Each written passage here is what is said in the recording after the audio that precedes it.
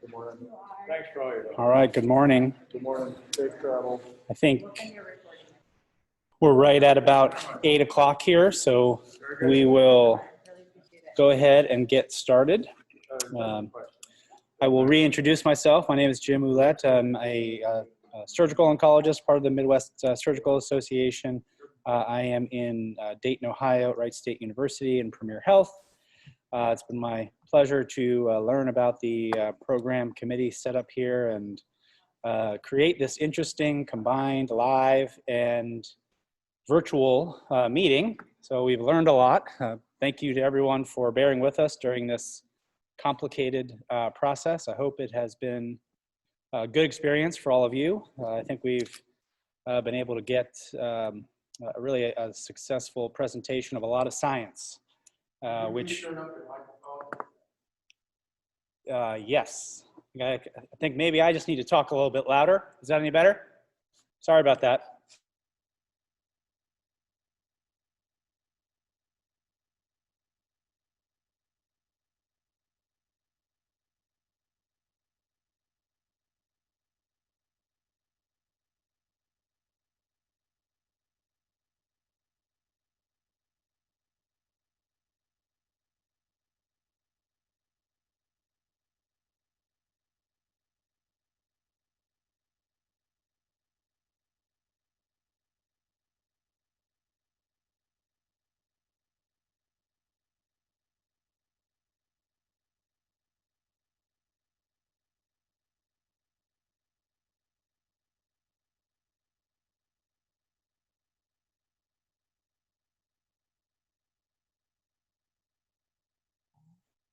There we go.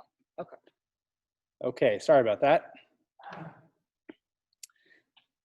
So what we'll do, we'll try to get started here. And the first paper of the session is, again, from Dr. Tara Berry, who has agreed to present virtually for us. She will not be on camera due to some technical issues and her recovery. But she is here to present a paper entitled Resident Participation for Select General Surgery Procedures is Associated with Varying Outcomes. Thank you, Dr. Berry.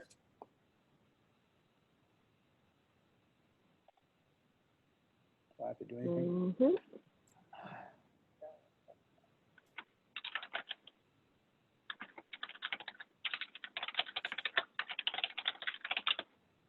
Mm-hmm.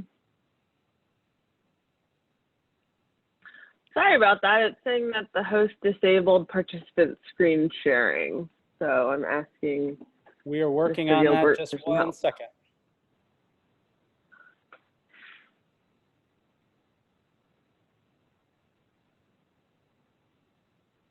There we go. All right. Can everybody hear me? Yes. Perfect. Good morning. My name is Tara Berry. I'm a PGY4 general surgery resident from the University of South Florida. Thank you for the opportunity to present our work today. I will be talking about how resident participation for select general surgery procedures is associated with varying outcomes. The authors have nothing to disclose. Resident participation in surgical procedures has been studied extensively and has been found to be safe for patients with outcomes similar to cases performed exclusively by an attending surgeon.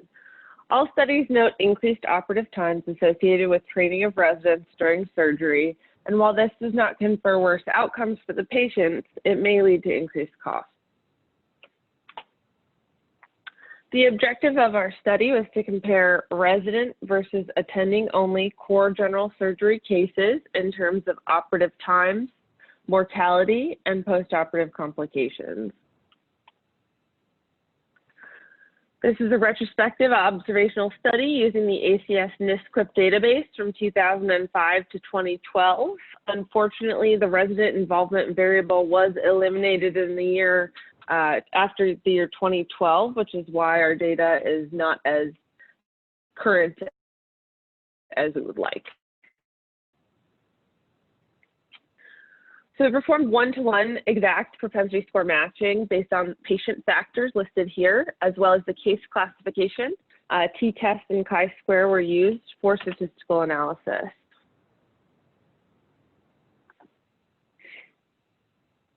So in total, we had appendectomy, cholecystectomy, partial colectomy, and Roux-en-Y gastric bypass. You can see here there were over 60,000 laparoscopic appendectomies with about 10,000 open cases, 68,000 laparoscopic cholecystectomies with about 5,000 open cases, 16,000 laparoscopic colectomies with 19,000 open cases, and 37,000 laparoscopic Roux-en-Y gastric bypass with about 4,500 open cases.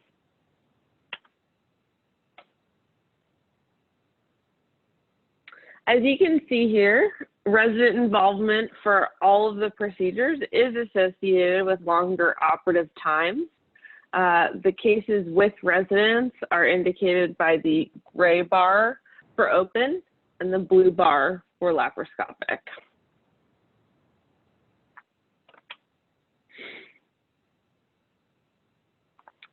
When comparing the difference in operative times between resident and non-resident groups for complex laparoscopic procedures, which we defined as the colectomy and Roux-en-Y gastric bypass groups, the difference for laparoscopic procedures was significantly less than that for open procedures.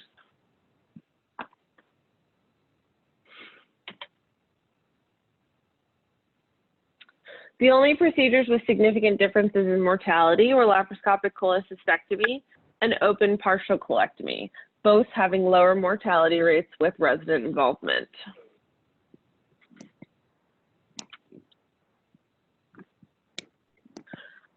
This might be explained by the increased rate of return to operating room in the case of open partial colectomy. Not sure, but thought that that was an interesting observation here. You can see that for laparoscopic appendectomy, the without resident group, attending only group, had a higher rate of return to OR, while for open partial colectomy and open Roux-en-Y gastric bypass, the groups with a resident had an increased rate of return to the operating room. In terms of surgical site infections, for superficial surgical site infections, resident group had greater incidence than the non-resident group for all procedures except for open cholecystectomy. For the deep SSIs, the non-resident group had higher rate of deep SSI for lap choles only. And then for organ space, resident group had greater incidence than the non-resident group for all open procedures, as well as laparoscopic appendectomy. There was no significant difference for any procedure for the following postoperative complications: MI, dehiscence, pneumonia, and renal failure. So this can be a little bit confusing, but I wanted to just show you the outcome for all of our postoperative complications for each procedure individually. So the red boxes indicate postoperative complications that were significantly higher for resident cases than attending only cases. The blue boxes indicate that the attending only cases had significantly higher complication rates.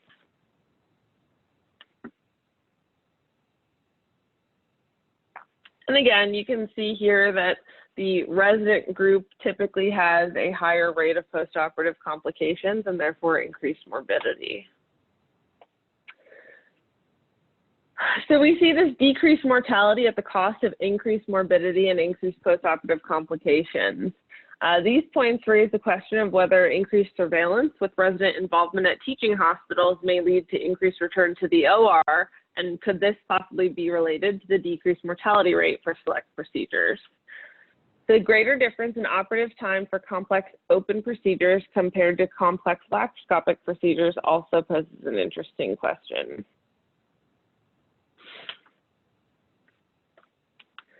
The finding may be explained by more challenging or complex cases being performed open. However, our propensity matching should account for this. The concept of the laparoscopic learning curve has been studied in surgeons at different points in their career.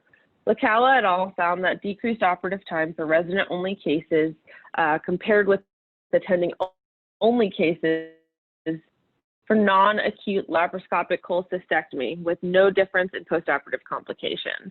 This study was done in 1995 when laparoscopy was in the early phases and trainees and attending surgeons were learning the procedures simultaneously.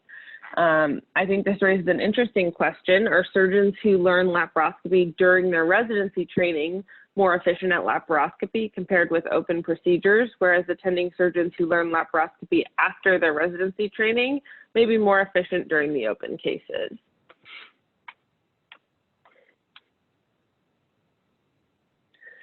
In conclusion, we found varying outcomes with resident participation. There's decreased mortality rates for laparoscopic cholecystectomy and open partial colectomy. There were increased postoperative complications following resident cases with the exception of stroke, DVT, bleeding, when the attending group had higher incidence of postoperative complications. There was a greater difference in operative time for complex open procedures compared with complex laparoscopic procedures. This begs the question of the resident laparoscopic learning curve being different than that of attendings and potentially may be caused by more complex cases being performed open. I'd be happy to take any questions at this time.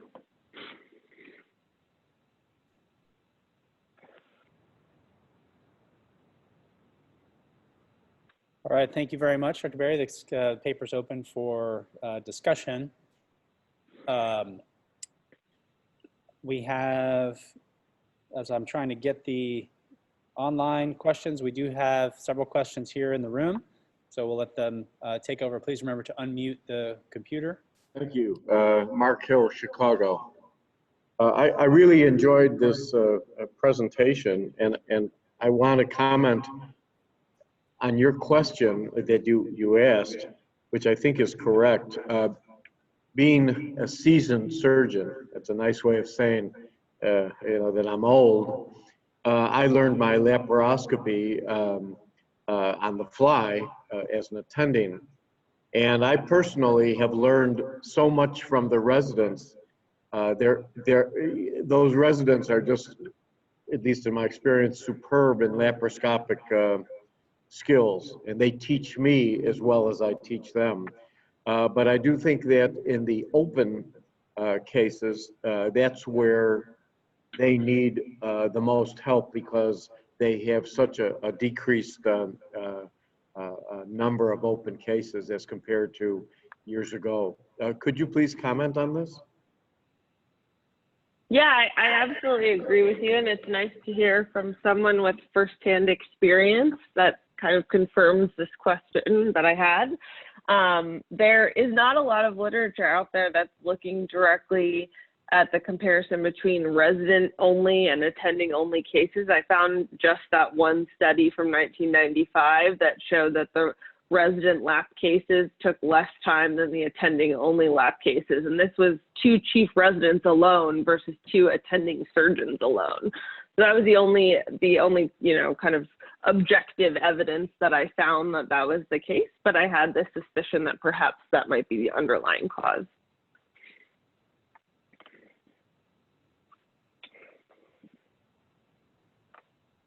Abid Hawass from Michigan, Detroit.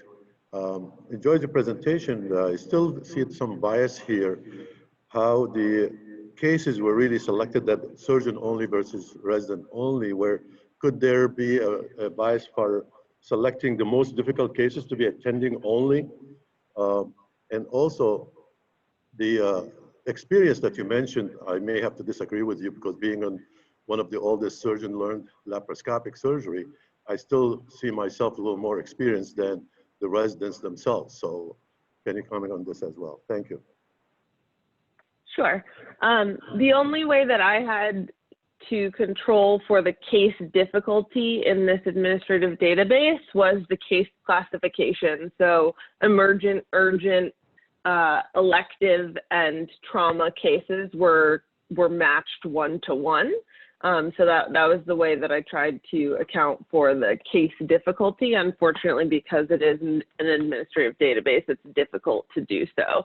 It might be true that the attending only cases were the more difficult cases, but I would actually argue that potentially, these academic centers where there's tertiary Centers for Better Learning may actually see more complex cases than we see in the community, where they may be more likely to have attending only cases. So I'm not sure that we can comment either way on that issue. And with regards to your second point, obviously I don't have that much experience, but I absolutely think that an attending surgeon is obviously going to be more experienced at laparoscopy, but the question is, do residents pick it up faster than an attending surgeon that's learning this after their training? Just because we have, all these different ways to learn laparoscopy now, from the trainers to our actual, FLS training system. And there's just a lot more ways to practice, I think, than when people were initially learning laparoscopy.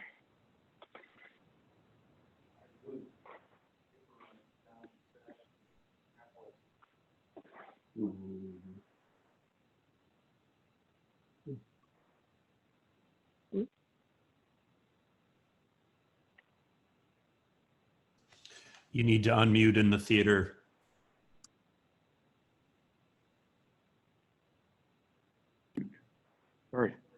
Sorry for being muted.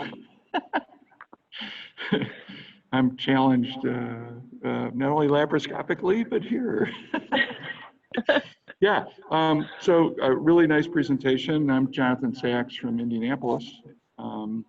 And we presented a paper here last year very similar to yours, where we found ASA class for the residents was much higher, accounting for the increased time. Wondering if you had access to the ASA class of the patients you looked at. Sure, we did. We had access to the ASA class, and I used that in my one-to-one exact propensity score matching to ensure that that was not different between the two groups.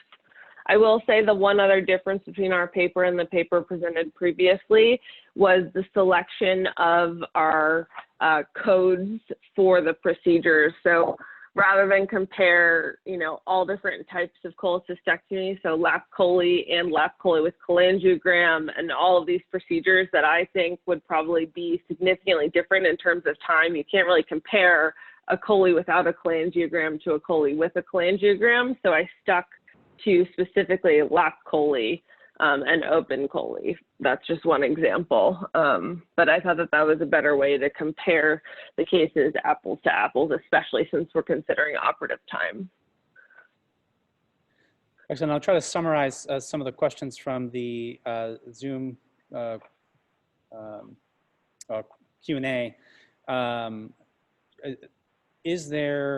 Were you able to get any information about patient characteristics? Certainly, it would seem sometimes there are times where the more complex patients are transferred to more of a training center where residents are present. Could you differentiate the how complex the cases were that went to either larger institutions or actually had a transfer? And could you control for resident active versus passive participation in the database? Sure. So in terms of active versus passive participation, I was not able to differentiate. It was just designated as a resident case if it was coded that there was a resident involved in the case. And that's kind of the only access I had to that information. In terms of the patient characteristics, I agree with you. And, I think the second gentleman who asked a question in person was mentioning that perhaps the attending cases are more complex than the resident involved cases. But I would actually agree with the person who asked this question on Zoom that probably the tertiary academic centers are seeing more complex patients, and potentially these are transfers in from outside institutions. I did not control for transfer status, but that is something that I will have to go back and take a look in NISQIP to see if that's something that I could do, because that's an excellent idea. Excellent. We will go ahead and move on to the next paper, just to try to keep on time. So thank you very much. Congratulations. We do have next Dr. Foster from Ascension St. John Hospital and Medical Center. This presentation is entitled Laparoscopic Ligamentum Teres Cardiopexy to the Rescue, an old procedure with new use in managing reflux after sleeve gastrectomy.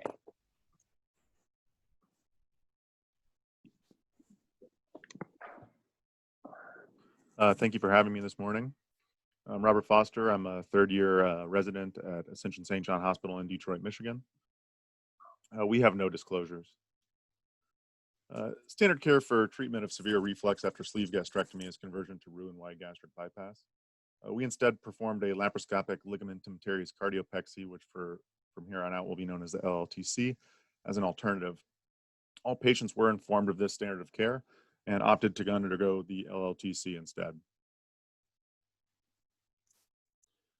LLTC, our hypothesis is LLTC is a feasible and safe alternative to conversion to Roux-en-Y for the treatment of severe gastric reflux after sleeve gastrectomy. Our study period was from June 2019 through March 2020. Our participants were 10 female patients. The procedures performed were laparoscopic ligamentum teres cardiopexy, repair of recurrent hiatal hernia, and a gastric plication or re-sleeve. All patients were counseled on their options and elected to undergo LLTC instead of conversion to Roux-en-Y. And preoperative workup included an upper GI swallow study and an EGD with Bravo.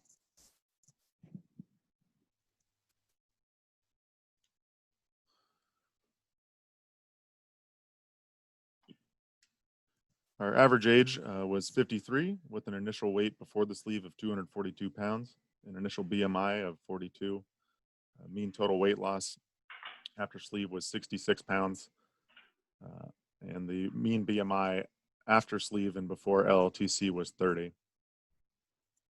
The excess percent of BMI loss was 69%. Our surgical technique, I will skip through the video a little bit for the sake of time. But here you can see we are taking down the ligamentum teres, starting at the liver and creating ourselves a window.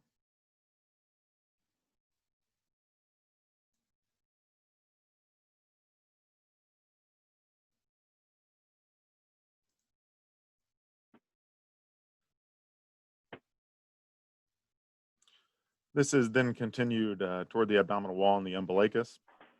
You can see the takedown of the ligamentum teres.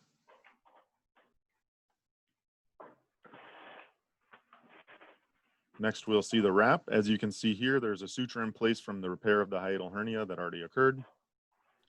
As we wrap the ligamentum teres around the esophagus at the GE junction, there is a 48 French bougie in place to ensure that the wrap is not too tight.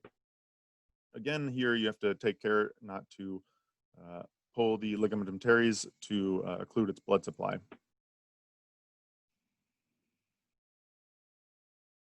Here's a final picture with a suture from the ligamentum teres to the ligamentum teres, completing the wrap, and then sutures from the fundus to the esophagus, holding the ligamentum teres in place.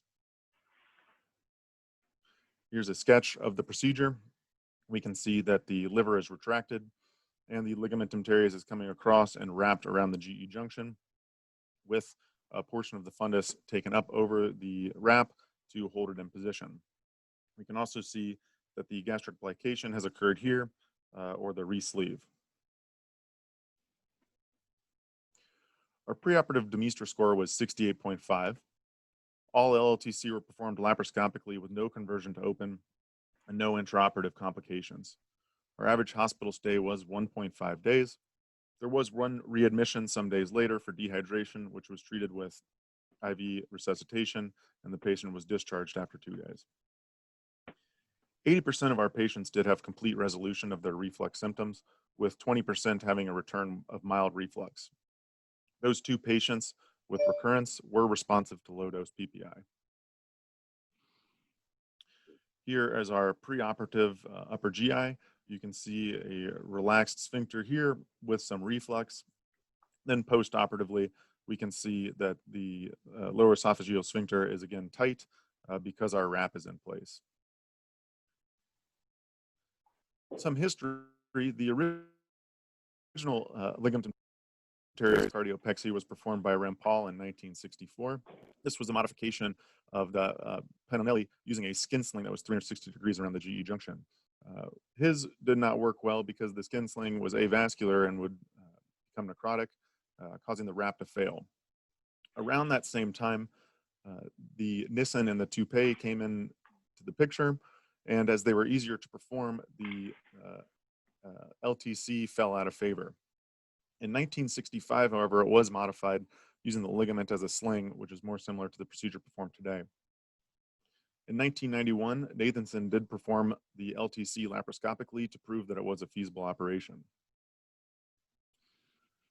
So reflux after sleeve gastrectomy can be persistent in 78% of patients and de novo in 22%. And as mentioned earlier, the standard treatment of reflux after sleeve is conversion to Roux-en-Y. The issues with the Roux-en-Y are the malabsorptive complications and some increased surgical risks of conversion. This led people to search for other alternatives after sleeve. These other alternatives include the Belsey Mark IV, the partial fundoplication, and the Lynx procedure, and as we did, the LLTC. Reflux resolution after conversion to Roux-en-Y has been shown up to 80% resolution completely and 20% reduction in symptoms. Our results are similar with that 80% resolution and 20% reduction as well. In summary, we found that the LLTC is a feasible and safe procedure with a reasonable operative time and a short length of hospital stay. We feel that the LLTC may be considered as an alternative to conversion of Roux-en-Y for the treatment of reflux after sleeve. Our study is unfortunately limited by our low number of participants and no long-term follow-up at this point. It would be, I think, feasible to have a larger study population and continue to follow these patients going forward. Here are our references, and thank you. Please let me know if you have any questions. Thank you very much. We do have some time for questions. We have a couple from the Zoom. Question, why do a re-sleeve? And that is also accompanied with, were patients offered a Lynx device? And why was the objective data on reflux not obtained post-operatively, like a post-operative Demeester score? So as far as the re-sleeve, so some of these patients had stretched their stomach. They did have some weight gain post-operatively or in the long run. And we did think that the dilated stomach did account for some of their return of reflux. The second question, the Lynx has been offered. We've had some difficulty with the Lynx being covered by patients' insurances. And so oftentimes they opt not to undergo that because of the lack of insurance coverage. And can you repeat the third question for me? Sorry. Why was objective data on reflux not obtained post-op, like a Demeester score? So that's an excellent question. We can attain that, and I think that would be very pertinent going forward. Then we do have a live question as well. Okay. Thank you, Mark Hill, Chicago. I really enjoyed this. I've never seen one personally, and you made it look very simple, which is obviously the mark of a good surgeon. Do you predict the applicability of this procedure in the future will expand from your particular case that you did this in? In other words, what do you see as the future for this procedure? Well, let me start by saying it was not me as the primary surgeon. I'm the resident. The primary surgeon is actually in the hall with you, Dr. Hwasley, who asked a question in the previous paper. But I do think that this could become an alternative. I think that you could run the risks and benefits of each of these procedures by your patients. And if you're comfortable performing this or more comfortable performing the Roux-en-Y, that you could kind of give them the option with all of the information on the table, and they can make that choice.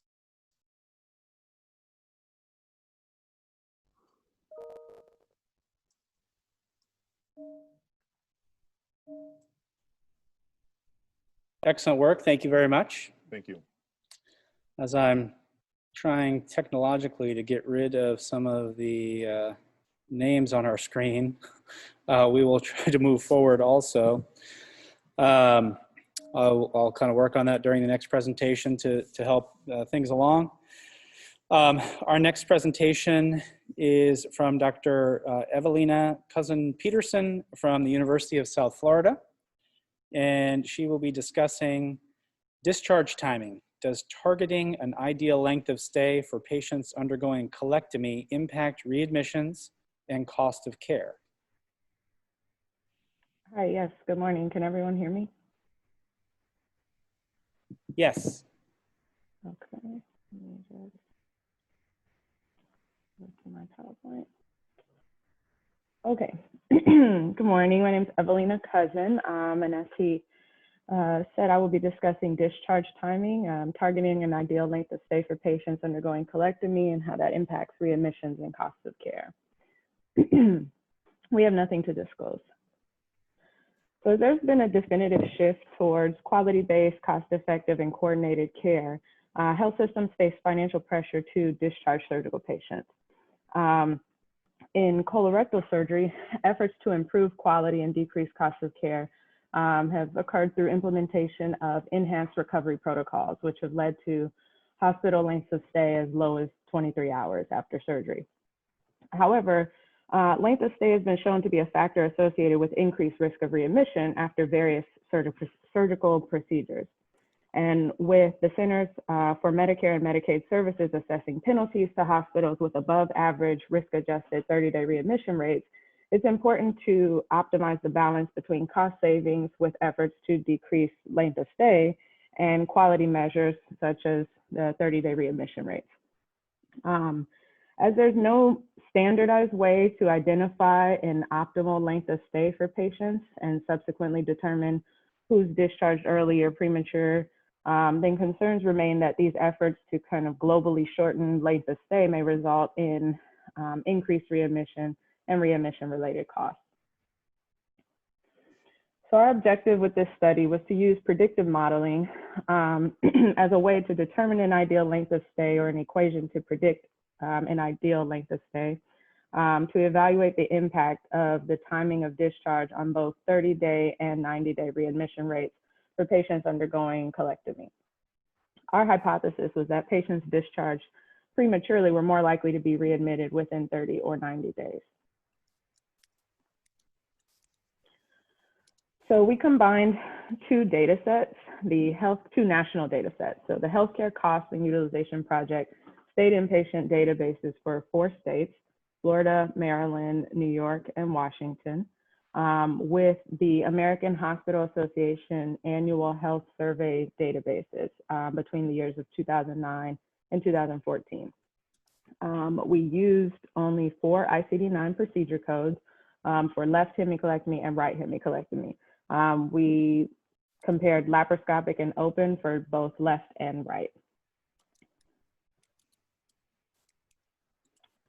So in order to predict an equation for ideal length of stay, we 2-to-1 propensity matched the patients that were not readmitted or the no readmits to the patients that were readmitted, so that the observed baseline characteristics between the two groups were similar. And these characteristics were all patient level characteristics, demographic, socioeconomic characteristics, and medical history like comorbidities.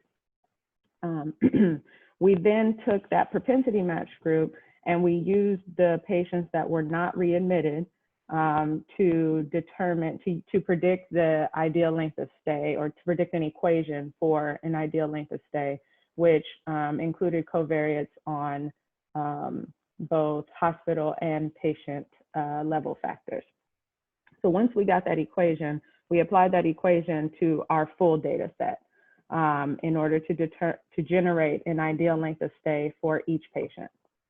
Once we had the ideal length of stay, we calculated a delta, so a difference between the ideal and the actual, to determine a discharge timing variable to see which patients have been discharged early or late. So once we had the discharge timing variable, we then proceeded with a multivariable logistic regression to determine if there was an increased risk or an associated increased risk with either 30-day readmissions or 90-day readmissions. So this is a snapshot of our data. We had about 100,000 patients. As you can see, the first column in the top row is the full data set. So for the laparoscopic left and the open left procedures, you have the full data set of patients and then the propensity set. So as you can see, the 2-to-1 matching here for no readmits versus the readmits, and then the 30-day and 90-day readmission rates for each group. Obviously, the open groups are going to have a higher readmission rate, both for 30 and 90-day. And part of the reason why we separated the 30-day readmissions and the 90-day readmissions is because 30-day readmission rate is a quality measure that's used by the Centers for Medicare and Medicaid Services. So in predicting the ideal length of stay, some of the independent predictors that increased the ILOS by about 1 to 2 days were things such as postoperative pneumonia, postoperative sepsis, the admission type.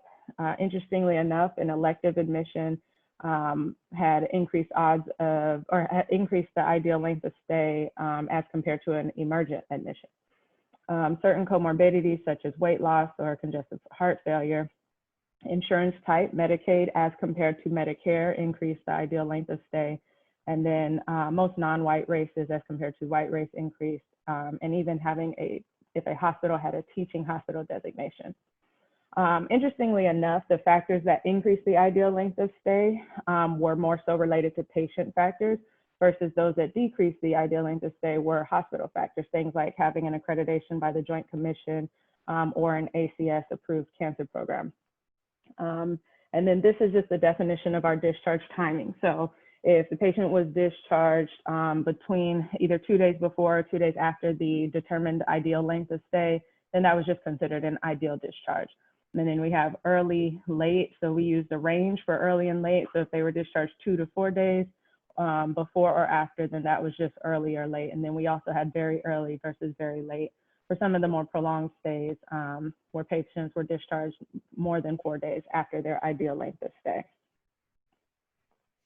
For the 30-day readmissions, what we found, so on the top left is the left hemicolectomy, both lap and open.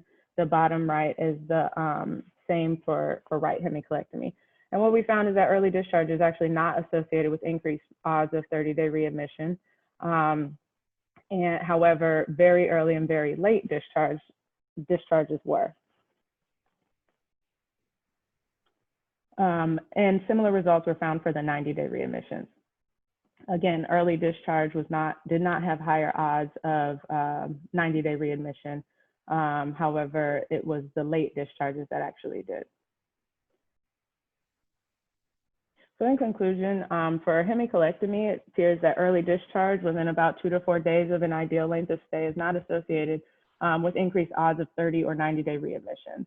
However, very early, late, and very late discharges can be associated with increased odds of 30-day readmission, with odds of about 18 to 40% increased odds.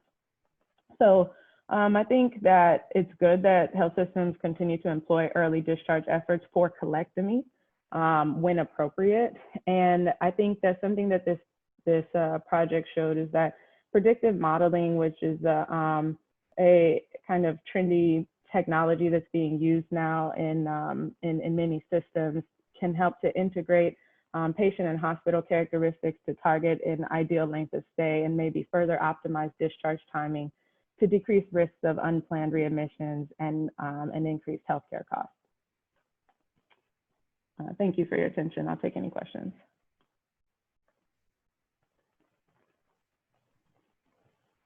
All right, well, thank you very much.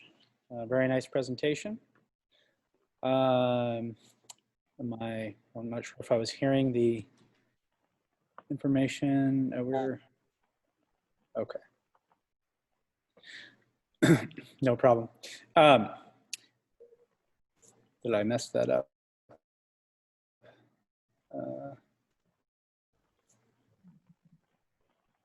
Boy, maybe I forgot all the technology. Certainly having a much more difficult time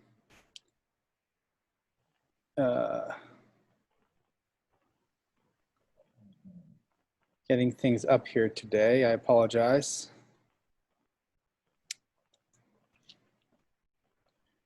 I guess from a question standpoint for your presentation, hopefully you can still hear me. Can you? I can. Yes, I can. Okay, good. Do you see any potential interventions that could change your planning or to improve or that you can make changes in your own institution based on your findings?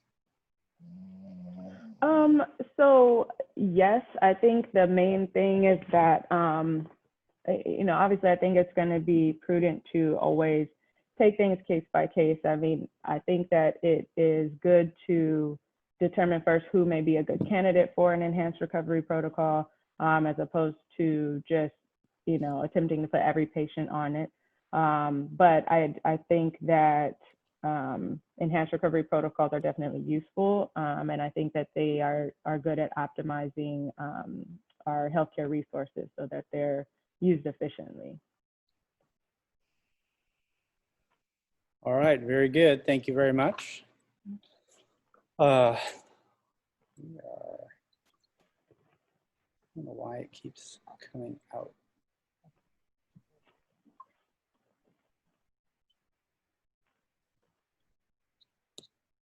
Apologize to everyone. We're working on some technology issues here. We're going to go ahead and skip to the next presenter. Okay. We do have a slight change in the program as we apparently all work on some technical issues. We're going to move forward to paper number 24. So we do have Dr. Lauren Kwasny on the line from Western Michigan University. Her paper is entitled, "Is there a gender bias in milestone evaluations in general surgery residency training?" Can I unlock the video access? Hi. Let's see if I can share here.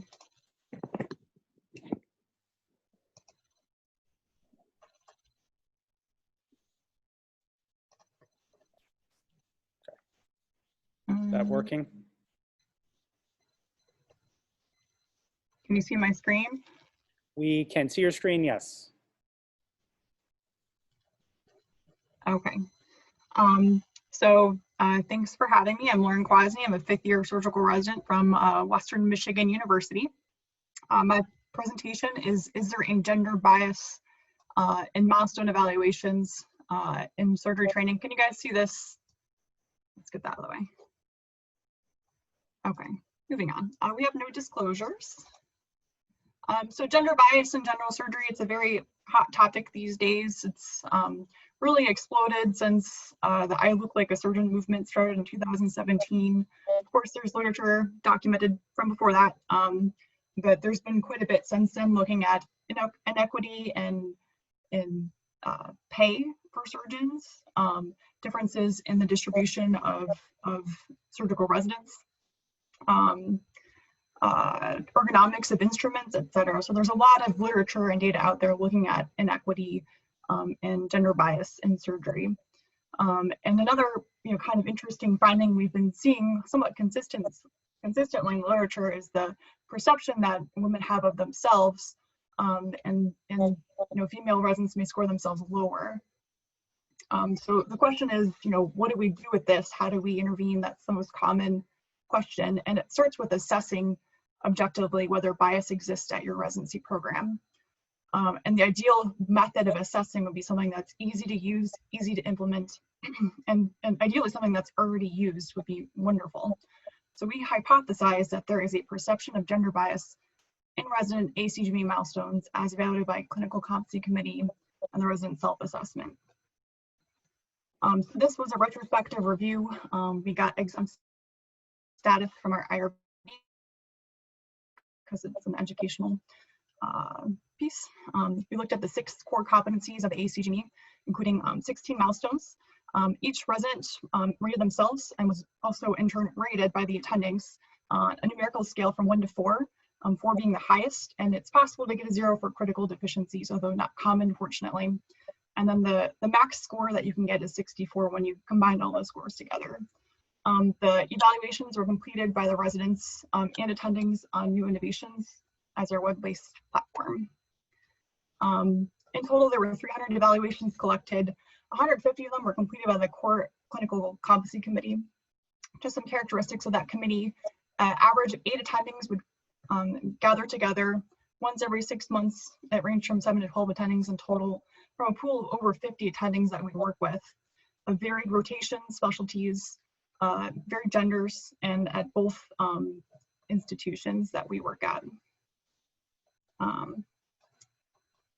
And then there were 42 residents that participated, mixture of prelim and categorical residents, males and females.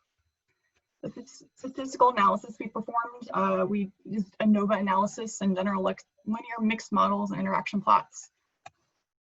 Looking at our univariate results, you can see that we actually have a higher proportion of female residents for this time period, 40% female compared to 60% male.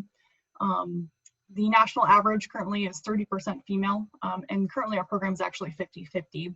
You'll also notice that there's a difference in between the PGY 1 years, and as you go down, you have fewer PGY 5s. This is because our program has expanded over time, and we've also, we no longer have prelim residents. We are all categorical at this point.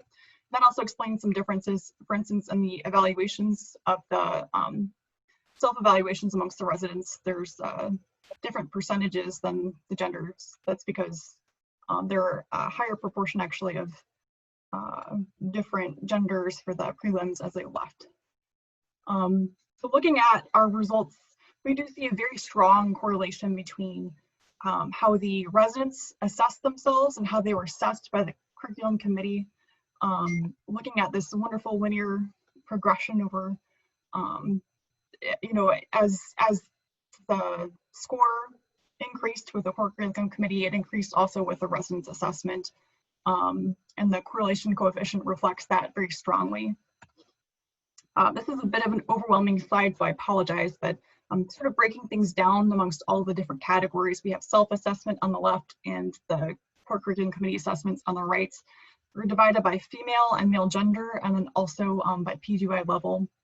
And the only really statistically significant difference was how females and males evaluated themselves. So the female residents tend to evaluate themselves a little bit lower, but the core curriculum committee did not evaluate them lower.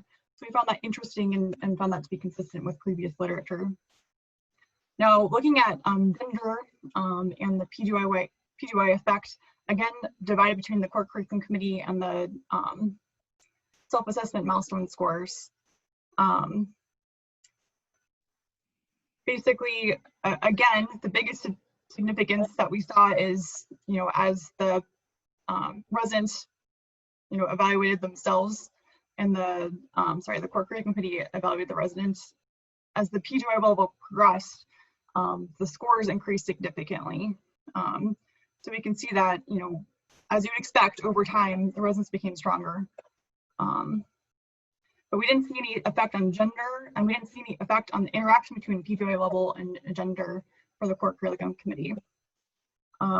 Again, looking at the self-assessments, we see very strong effect, very big improvement over time as the residents advance. And overall, for the overall gender, there was no effect for self-evaluations, but when you look at PGY 1 level specifically in our sub-analysis, you do see that PGY 1 level, there is a difference. And when we looked at each milestone, the PGY 1 residents, where the difference was is in the medical knowledge area, and that's what this slide depicts is self-examination versus the critical. or core curriculum committee. And then since a lot of our slides kind of limited time, we looked at time specifically, and you can see that as expected, the residents improve over time. Time frame being at least 6-month intervals. So just to kind of overview our study, we are limited by the fact that it's retrospective, single institution. I think we had pretty strong statistical analysis, and our results are comparable to previous studies. Future directions, there's many different ways we can go. Ideally, we'd have more objective data. Obviously, using surveys have inherent limitations with language bias. A third-party observer would be nice, although that would be difficult, I think, to commonly arrange. It'd be interesting to look to see if the medical knowledge self-assessment correlated with ABSITE scores, because that's been correlated in the past. If the core curriculum committee was more accurate in predicting their scores, or if the resident was. And then also the resident evaluation of faculty in turn, if there was a gender influence there. So in conclusion, there's no gender difference overall in self-assessment compared to the core curriculum committee. Both scores improved significantly as residents advanced through PGY1 level or PGY level, and female first-year residents scored themselves lower than males on medical knowledge. Thank you. Any questions? Excellent work.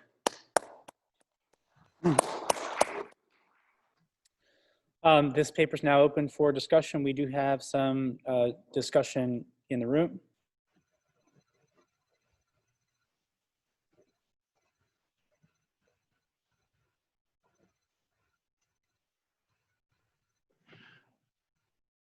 Jonathan Sachs from Indianapolis, really excellent paper. I was curious, at your CCC committee, there are evaluations given by nursing. So I'm a program director, so you have to have nursing. You also have to have patient evaluations of every resident. And so I'm wondering why you didn't include that as a 360 sort of review and why you only chose 2 things. That's a great question. We chose to look at the more objective data to start, but certainly I think that in the previous literature, the qualitative evaluations, the language that's used in those evaluations have shown a lot more implicit gender bias. For instance, using less action words to describe female residents, doctors, or just even in business literature, they see these things. And they try to actually quantitate that as best they can. There's different ways to analyze that. So I think that would be another thing that we could look at our own institution and further studies.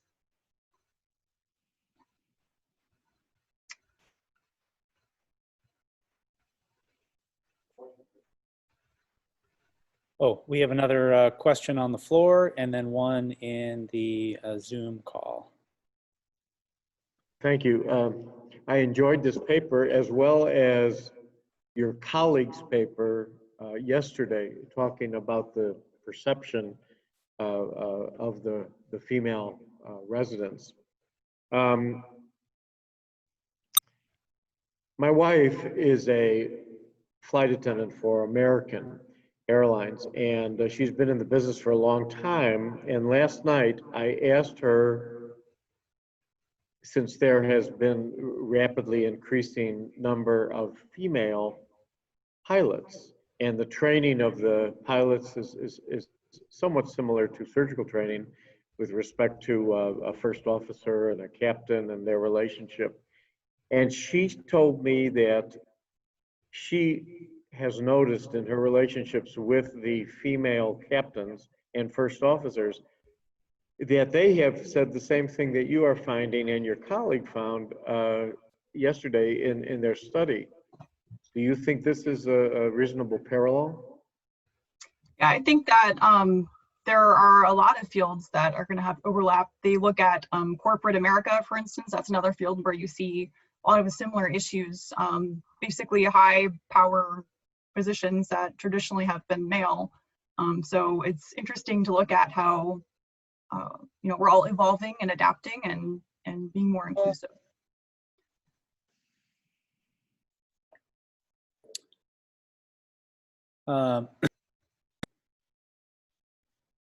We do have a question from the virtual audience, Dr.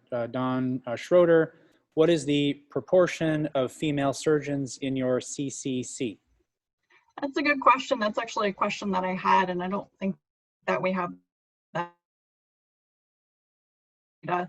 But I think that ideally, if we could look into that, it would be interesting to know that. All right. Well, thank you very much for your presentation. Thank you. We're going to continue to move in the forward direction, trying to give our colleague a little bit extra time to get the prior presentation ready. This in your programs is going to be number 25. Presenter is Dr. Michael Littau, or Michael Littau, looks like a current medical student at Loyola University Medical Center. And this paper is entitled "The Importance of the Margin of Resection and Use of Radiotherapy in Non-Lipomatous Retroperitoneal Sarcoma." Welcome.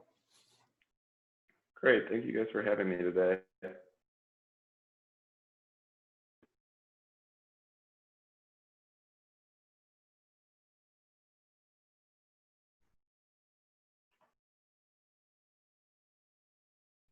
Are you seeing my screen?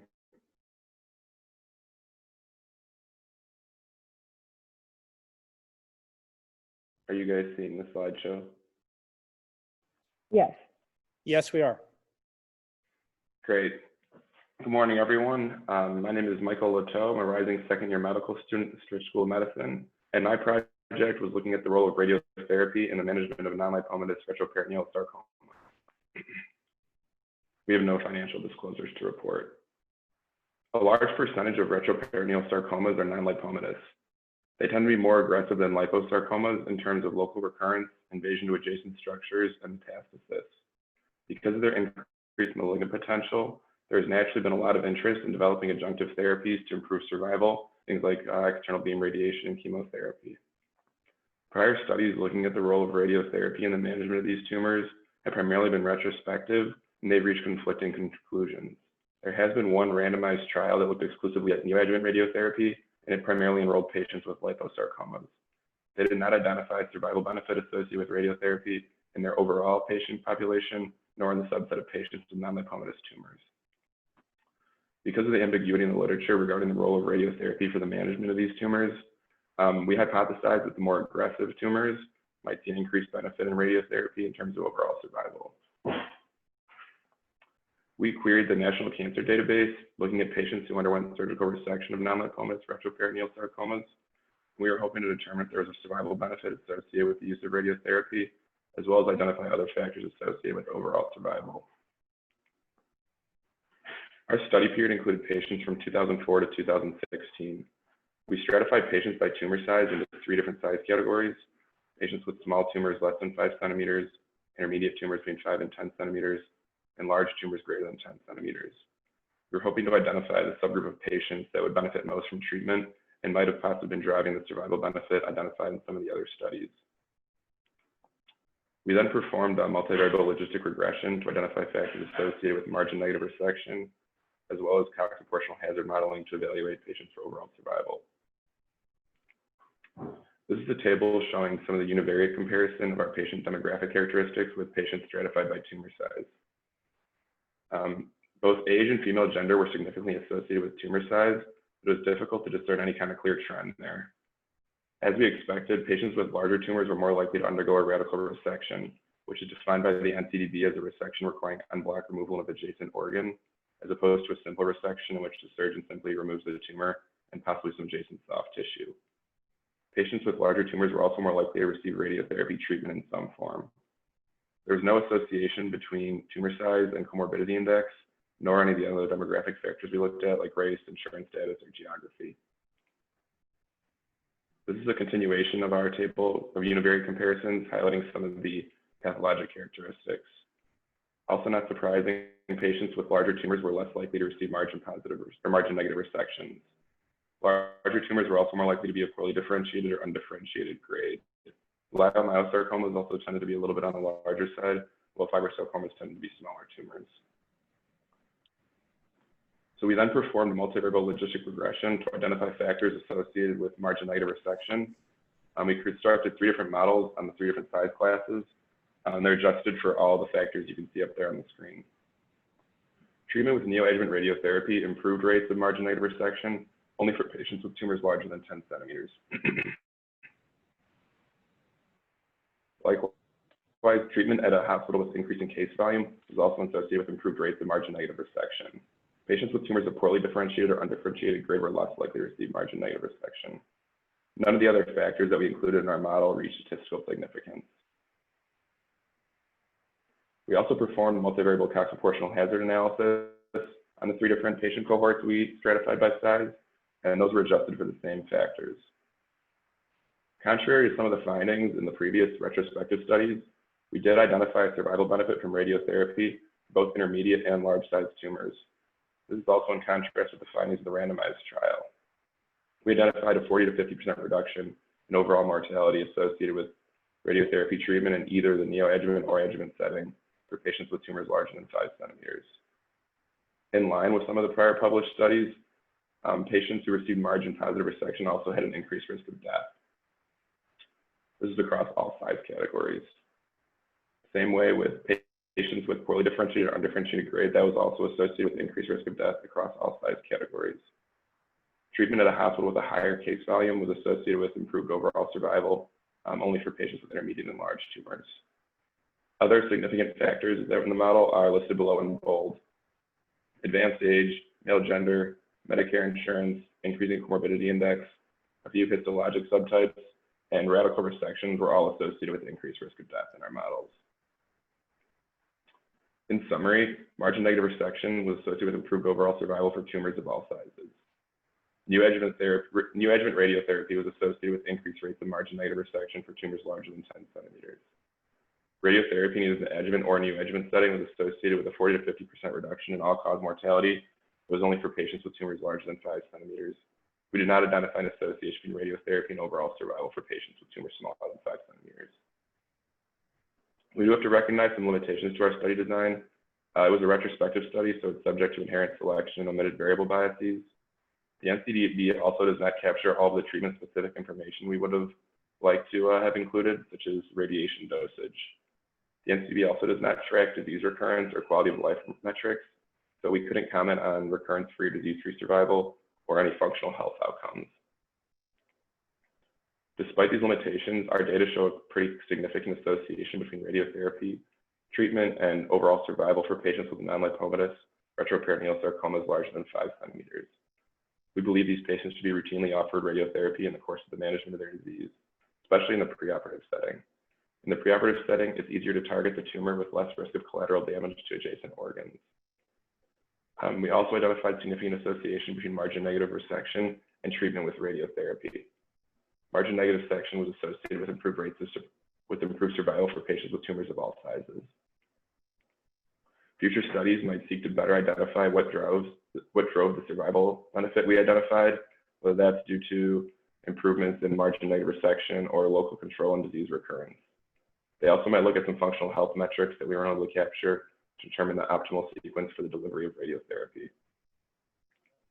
I'd like to thank the Midwest Surgical Program Committee for the opportunity to present our research this morning. I look forward to answering your questions. Thank you. Excellent. Thank you. Very nice presentation. While we give people time to formulate some questions if needed, had a couple of questions for you. Based on this data, what do you think contributed to the mortality in this group of patients who maybe did not get radiation therapy? Because typically a retroperitoneal sarcoma, the most likely place for recurrence is going to be local and not so much systemic disease recurrence, which, and in turn, were those recurrent patients unable to undergo a second operation? And is that what contributed to their mortality? So with the NCDB, we're actually not able to capture anything on recurrence. So we don't know where it recurred or what led to mortality. We were only able to look at all-cause mortality. So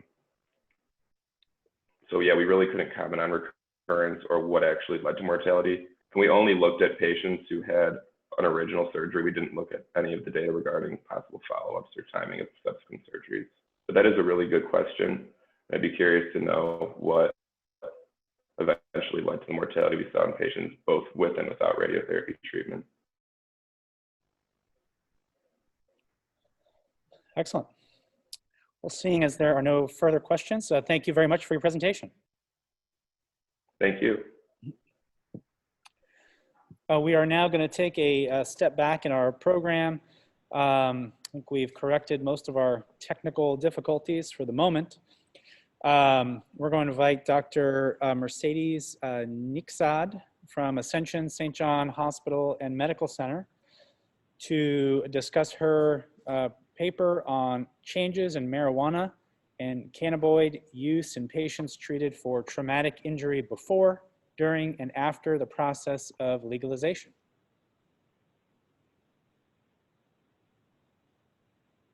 We're going to see if we've been able to get her online.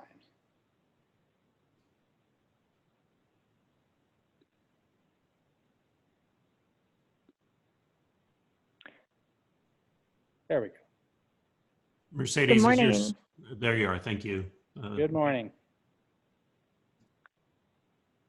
I can hear everyone fine, but can everyone see my screen is the question. Currently, we cannot see your screen. We're just seeing your name.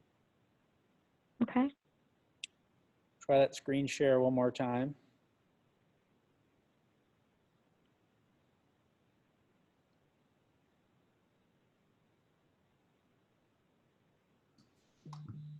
Mercedes, in the bottom of your screen, if you hover, you should see a green square that says share screen. Are you seeing that?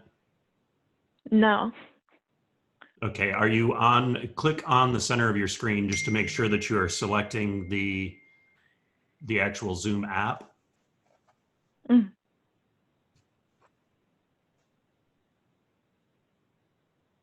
And you still don't see share screen at the bottom. No, I don't, unfortunately. Try right-clicking in the center of your screen.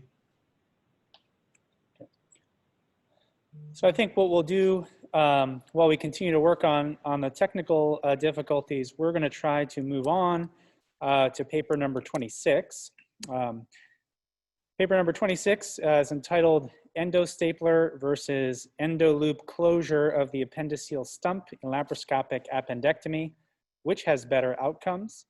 And this is presented by Cynthia White from Wright State University. Welcome, Cynthia. Hello, thank you for having me.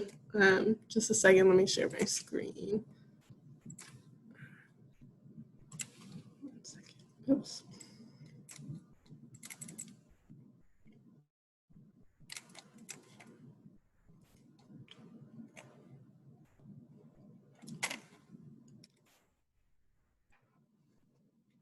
All right, can everyone see my PowerPoint okay? We can see your slides. We also see the next slide. If it's easy, you can change that. If it's not, we can see well enough.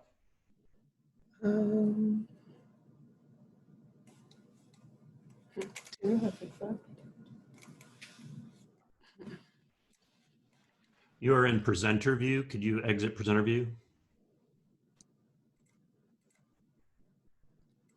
I'm not sure how to do that. There's a checkbox right there in that top ribbon in the middle, very middle, where it says use presenter view. Can you uncheck that under monitors right there? Yep. Great. Thank you. Thank you so much. All right, does that look okay? Yes, that looks great. Okay, thanks for your patience, everyone. Hello, my name is Cynthia. I'm a third-year medical student at Boonshoff School of Medicine at Wright State University in Dayton, Ohio. My project is entitled Endostapler versus Endoloop Closure of the Appendiceal Stump in Laparoscopic Appendectomies, which has better outcomes. And this was done with Ms. Claire Hardman, as well as Dr. Perick, and as well as my mentor, Dr. Eke. So just to start off, in terms of our project, we have nothing to disclose. A little bit of background. So acute appendicitis, overall, there's a 7% lifetime risk in the United States.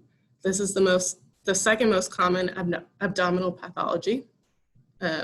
Currently, laparoscopic appendectomy is the recommended surgical approach for acute appendicitis.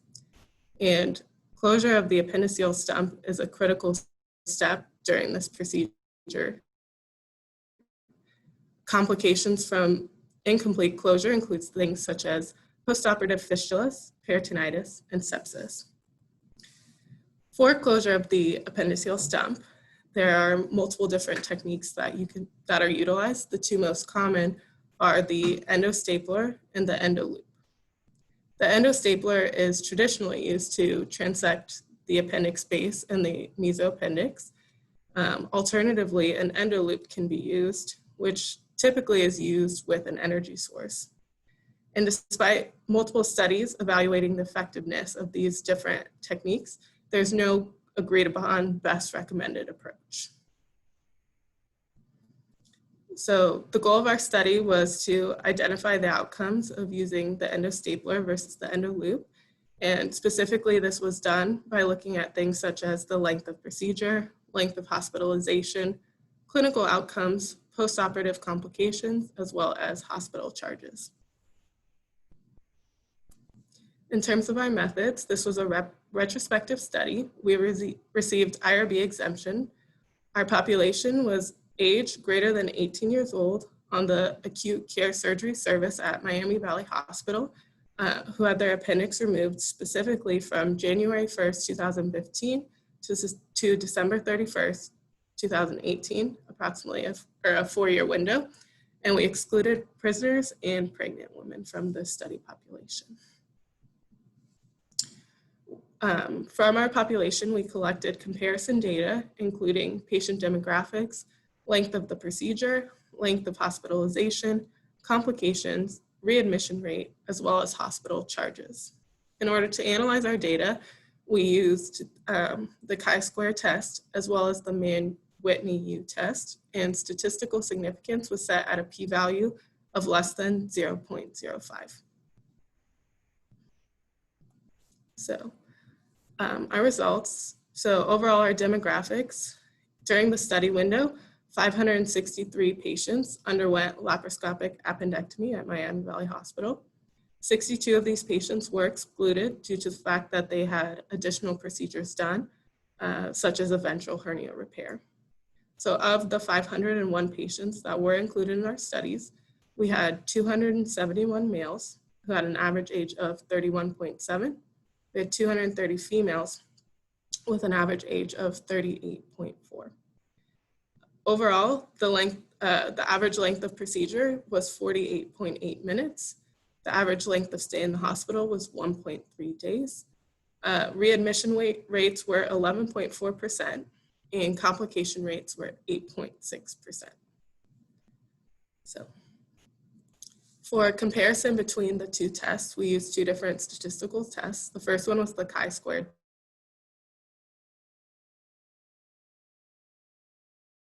test rates. And if you can see on the right-hand side, the p-values, none of them were less than 0.05. So the difference between endoloop and endostapler, none of them met the cutoff for statistical significance. The other statistical test we used was the Mann-Whitney U test. And you can see on the left, some of the things we looked at were age, BMI, the length of stay, procedure length, as well as hospital charges. The only one that was found to be significant was the length of stay, as you can see by the red box here, and the p-value on the right-hand side. But when you look at the averages, it's, pretty close, 1.22 days versus 1.38 days. And so just go ahead and keep that in mind as we keep moving forward. All right, so just a couple of discussion points on complications. So there have been many studies looking at the complication rates when it comes to endoloop versus endostapler use, but a lot of these studies have differing conclusions. Some meta-analysis, or one recent meta-analysis evaluating complications did not demonstrate a difference in abscess rate for the two different techniques. However, there have been some studies that concluded the endoloop, I believe, sorry, my slides cut off, lowered the risk of intra-abdominal infection and hospital readmissions. So our study specifically adds to the body of literature that does not attribute superiority to either method in terms of complication rate. So in terms of charges, so in the literature, the endoloop has been touted to reduce operation costs. However, our study was unable to demonstrate a cost advantage for using the endostapler or the endoloop. One of the reasons that we hypothesize that they may have been equalized is that typically with the endoloop, an energy source is used to transect the mesoappendix, and this may have equalized costs in our study. Just a note on some limitations of the study, we did evaluate charges due to the fact that this was a retrospective study, and we weren't able to look at the specific cost of the surgery, just the overall charges during hospitalization. So in terms of our conclusions, we found no statistical difference in procedure length, readmission rate, complication, or hospital charges. The one data point that we did see had statistical significance was use of the endoloop resulted in a statistically significant shorter hospital stay. However, we didn't feel that this was clinically relevant because it was about 1.22 versus 1.3. So in terms of from a clinical perspective, there wasn't much of a difference. So we concluded that either method may be utilized depending on your preference. And these findings may have relevance in lower resource environments that lack access to surgical staplers. So, and I'd like to thank the MSA for giving me the opportunity to present my research, as well as all the folks that helped me to put this together. Thank you. We're going to start with the virtual participants who submitted questions first. From Dr. Stevenson, what do you think accounts for your readmission rate, and why was your mean length of stay greater than 1 day for a laparoscopic procedure? Citing, we often perform our appendectomies as an outpatient procedure, particularly if they're performed during, quote, business hours. Yeah, I'm not sure if I have a good answer for that. I do apologize. As to why it might be more than a day, my guess is it's dependent on, you know, when that person is admitted, and you know, later in the day they may have to stay overnight. But I'm sorry, I don't have a great answer as to why that's greater than a day. What was the other part of that question? The next question would be, how did you decide endoloop versus stapler? Ventral hernia repair and lap appy is an interesting choice. You may want to study that. That's from Dr. Hollowell. Yeah, so in terms of our study, this was retrospective. So we just looked based on what the surgeon had chose for that particular procedure. So it was kind of based on the surgeon's preference and what they had used. So each surgeon had their own bias or decision for what they prefer to use. Yes, but okay. I mean, it was, and when looking at the data, it was pretty close to, you know, half and half were used, you know, with the endostapler and endoloop, but it was based on the surgeon's preference. We do have a question here in the audience, and then we'll go back to the virtual. Don't forget to unmute yourself. Thank you. Mark Hill, Chicago. Straight away, I want to congratulate you. I think it's just great at your young age presenting this fine paper. As I mentioned earlier, because of my age, I learned laparoscopy and laparoscopic procedures as an attending. And I remember one of my younger colleagues taught me how to do appendectomies, and they showed me with the stapler. And what I found, and I want to know what your opinion is, in teaching my interns on doing whether to use a stapler or an endoloop, technically it seems that it's easier for the interns that are not terribly experienced to use a stapler as opposed to an endoloop because of not lasso anything. And I know this may be a little bit advanced to ask you that question, but do you think that you can comment on that question? Yeah, so I've never actually used an endo stapler and endo loop, so I do apologize. I don't have a good answer in terms of, from a student perspective, which is easier to use, but that's okay. That's a fair. Yeah. And the last question from our virtual audience, Dr. Schroeder, asked, obviously you used hospital charges rather than cost as the data point. And even so, he notes the charges for endoloop was $1,000 less than a stapler, but not significantly different as a group when you use the entire admission charges. Do you think there would have been a significant difference if you just had operating room charges? Yeah, I think that's difficult to assess since we unfortunately weren't able to look at the specific costs of the surgery. But considering that the length of stay was pretty, close in terms of number of days and things like that, I mean, it's just speculation at this point as to what the specific operative costs and how that would have differed. Yeah, I'm sorry, I don't have a good answer for that. All right, well, thank you very much. Nice presentation. Thank you. We are going to again try to move back to number 23. Let's see if we've got Dr. Niksad on the line with our new changes in the technology plan. So again, this presentation is changes in marijuana and cannabinoid use in patients treated for traumatic injury before, during, and after the process of legalization.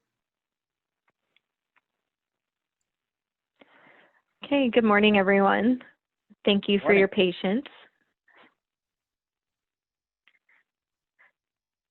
Okay, so I am not able to pull up my PowerPoint, but somebody there is just going to go through the slides for me. Okay. Okay, so we can go to the first slide.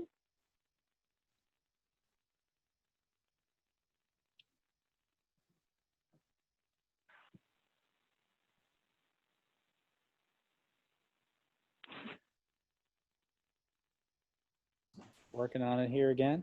Are you able to see this, my screen there? Oh, we got it now. Yes, we have I it now. do, yes, thank you.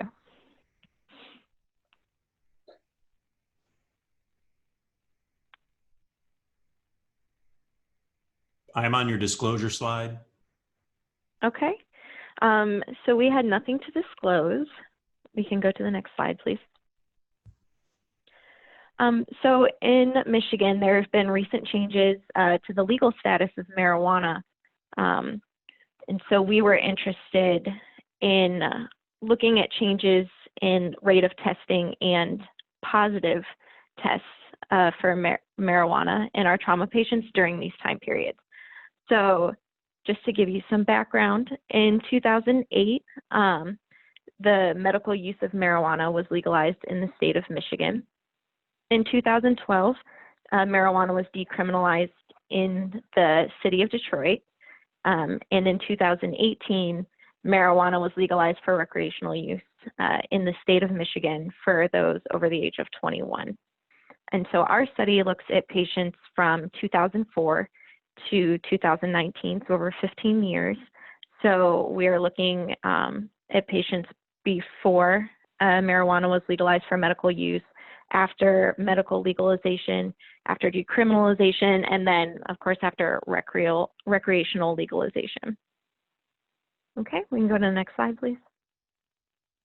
So the two main things we were looking at, one, we wanted to see testing rates for marijuana. So at our center, trauma patients who are level 1 or level 2 activations, or trauma patients who are admitted to the hospital, are all supposed to have a urine drug screen. So we wanted to see how many patients were actually being tested. And then secondly, we wanted to look at the positive test rates over the course of legalization. And then we also looked at differences based on age, gender, and race. So for this study, our age groups were those less than 21, young adults who were 21 to 39 years, middle adults who were 40 to 64 years, and then older adults. For the purpose of race, we analyzed based on Black and non-Black. And if we go to the next slide, I'll explain that a little bit more. So we had a total of just over 30,000 patients in the trauma registry from those 15 years. Of those patients, about 58% actually received the urine drug screen. 59.6% were Black and 37.6% were Black, or white, excuse me. So there was only a small amount that were other, which is why we categorized it as Black and non-Black. Of those tested, 30.1% were positive for cannabinoids. The majority of those were male, and the majority were Black as well. So then go to the next slide. And then there should be 2 more talking points on that slide. Thank you. So just starting with testing rates in general, really there was no change overall in the number of people who were tested. It was about 58% of the trauma patients who should have technically received the urine drug screen actually were tested. Next slide, please. So if we look at testing rates based on gender, consistently, no matter what time period, males were tested more than females were. Until we get to this last period, during legalization, that gap narrows and there actually was not a significant difference between testing male and female once marijuana was legalized for recreational use. Next slide, please.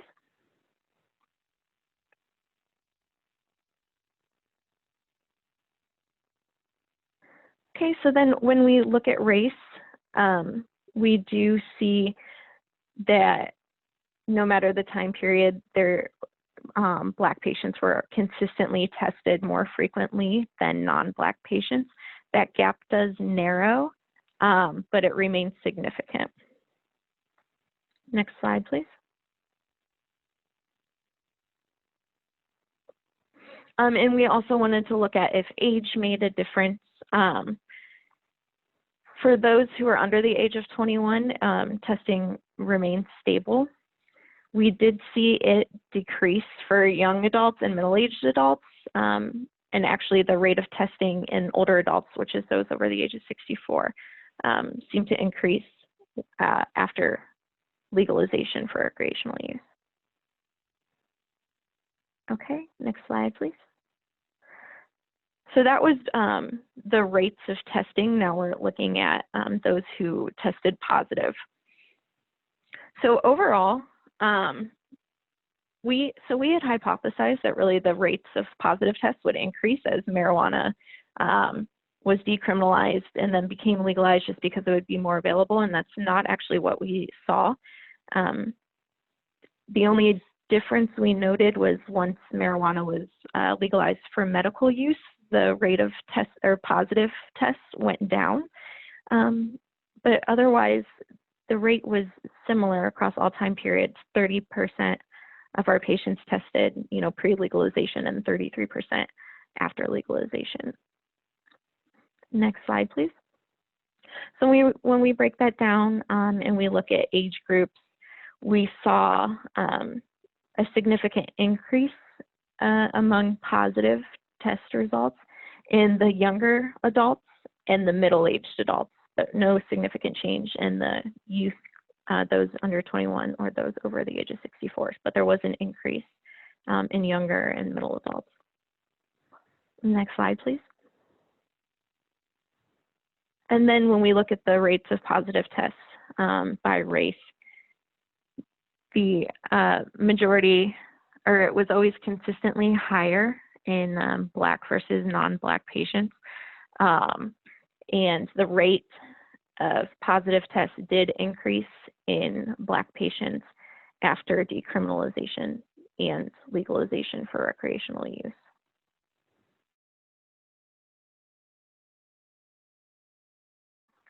Next slide, please. And then when we look at gender, it was just consistently higher positive rates in males versus females. And there was a similar pattern of change. The positive rates increased in both males and females. Okay, next slide, please. So to begin with, there was a high rate of positivity among our trauma patients. There, 30%, between 30 to 33% based on, or depending on the time period, tested positive for marijuana, which just to give you some comparisons, at a hospital in California, they found 9% were testing positive, in Colorado 6%, and in Arizona 5%. So our number of 30% at our center seemed quite high. Overall, there was no change in the positivity rate over time. But then when you look at it, when you break it down, it seems like the young adults and middle-aged adults did have an increase in positive rates after decriminalization and legalization, and there was a significant increase in positivity among the Black population, again, after decriminalization and legalization. We do see, oh, and so that's okay, you can go to the next slide.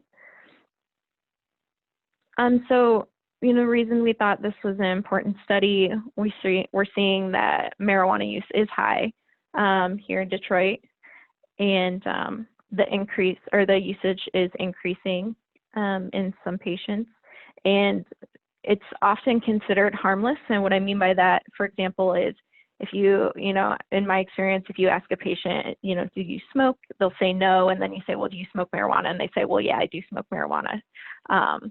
And maybe we just don't know enough about it. And there needs to be more studies. We do know, in trauma patients that there seems to be a benefit of marijuana in those with traumatic head injuries, but it seems to increase the risk of, thromboembolism. So it seems like there needs to be more research, especially since so many of our patients were found to be using marijuana. I do want to point out that it really seems like there's implicit bias in our testing. There's a protocol for who should be receiving, the urine drug screen in the first place, and African Americans were more likely to be tested, and you just had a higher chance of being tested if you were Black, and that could account for, the higher positive rates. I do want to point out part of that seems to be age-related. The older the patient was, the less likely they were to be tested, and our Black patients actually were younger than the white patients. But I think it's something we need to acknowledge, implicit bias in our testing. Okay. Any questions? All right, very nice. Thank you for your presentation. We do have a few questions. Starting out from the virtual audience, Dr. Hollowell asks, if it is required that all trauma patients be tested, why were Black patients seemingly tested more? And is that some evidence of systemic bias? Obviously, you alluded to that in your presentation, but could you answer that question? Yeah, it really seems to be unfortunately, what I don't have is if the test was just not ordered on everyone, or if it was ordered but not administered. Either way, it seems like, I definitely think we can attribute some of that to implicit bias, whether the Black patients were more likely to have the test ordered or more likely that it would be followed through. Very good. And then I do have a question in the chat, though. Please, if possible, we'll ask people to go into the Q&A just so that I can always make sure I don't miss anyone. How has this changed the practice at your institution? Will there be implicit bias training implementation? Or a more standardized approach to getting your testing done, I suppose? Yeah, so we just received the data, about a month ago. We haven't made any changes based off of it yet. There is the new mandate from the governor of Michigan that healthcare workers, licensed healthcare workers, will need to receive implicit bias training. But we haven't made any changes based on that yet. But we did bring up here at our institution that there was a disparity in those who should have been tested and those who were tested. And we do have a live question, or an in-person question, not live. Don't forget to unmute. Thank you. My best friend is chief of police where I live, and he always asks me one question. Since in Illinois, marijuana has been legalized recreational. He says, do you think that trauma with respect to motor vehicle accidents has been affected, increased in frequency because of the use of marijuana recreationally? Oh, that's a great question. Unfortunately, we didn't look at the types of traumas that were coming in and if there is an increase in motor vehicle accidents, but I think that would be a great next step to look at that specifically. Thank you. All right, well, thank you very much for that excellent paper. We will go ahead and move to number 27. We'll ask Dr. Michael Valente from Cleveland Clinic Foundation, who is presenting surgical intervention for mechanical large bowel obstruction at a tertiary hospital. Which patients receive a stoma and how often are they reversed? Welcome, Dr. Valente. Great, thank you. Good morning, everyone. Can you hear me and see my screen well? Yes. Excellent. Thank you. Thank you for the opportunity to present today at the Midwest Association. We'll be discussing surgical intervention for mechanical large bowel obstruction at a tertiary hospital. How often do patients receive a stoma and how often are they reversed? No disclosures from the entire group of authors. Some background, the management of large bowel obstruction is very heterogeneous, as we know, and influenced by multiple variables, such as the stability of the patient, the various etiological factors of the obstruction, and if the patient does go to the operating room, what are the intraoperative findings at that time? Large bowel obstruction is very often, and about 80% or greater of the time, taken to the emergency room for emergent and or urgent surgery to relieve the obstruction. And when we get to the operating room, multiple different operative interventions are undertaken. And in those patients, a very high number of stomas are created, and a significant proportion of those are never reversed. Over the last 2 decades or so, there's been a paucity of literature on the surgical intervention of large bowel obstruction, with a much recent push for interventional techniques such as endoluminal stenting. So the aim of this particular project was to analyze and compare the various surgical interventions, the stoma creation and reversal rates, and the surgical outcomes of patients requiring surgery for mechanical large bowel obstruction at a large tertiary level academic center. We looked at patients via the electronic medical record in a retrospective fashion over a 17-year period. Patients with a diagnosis of cecal or sigmoid volvulus, pseudoobstruction or Ogilvie syndrome, any anastomotic strictures or hernia were excluded from the analysis. Main outcome measures included intraoperative findings, the various operative management techniques that were employed, post-operative outcomes, And if the patient received the stoma, what were their stoma closure rates? We performed a univariate analysis to compare demographics, management, and outcomes between the patients. Total of 133 patients were queried from the electronic medical record, age 65, with a predominance for female sex. The anatomical location of the bowel obstruction was predominantly left-sided in over 82% of patients, with the remaining being on the right side. We define the right and left as the splenic flexure, either pre or post splenic flexure. And from our diagram here, you can see that the vast majority of patients were on the left side, as mentioned.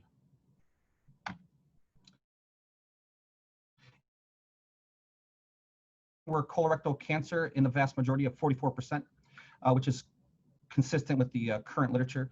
Extrinsic malignant compression in 29%, which is a much higher rate found in the literature. Diverticular stricture, 18%, and other strictures related to radiation and or ischemic changes of the colon in 9%. There was no differences in any demographic variables between the patients. Of the 133 patients queried, 83% or 110 underwent surgical intervention for their bowel obstruction. The remaining 23 patients underwent non-operative techniques, including stenting in 11 and palliative and or non-operative conservative measures in the remaining 12 patients. Of the surgical procedures performed, there were 5 different types. Fecal diversion only in the majority of patients in 46%, which is quite a high number. Resection and some sort of end stoma in 27%. That either includes a Hartmann's procedure on the left side or a resection and end ileostomy if this was a right-sided issue. Resection, primary anastomosis in 15%, and resection, anastomosis, and a diverting loop ileostomy in about 12% of patients was performed. Here you could see a table of the results here. Number 1, we'll look at the diversion only group, 51 patients, the most common group. This set of patients had the most number of extrinsic compression from malignant disease, 51%.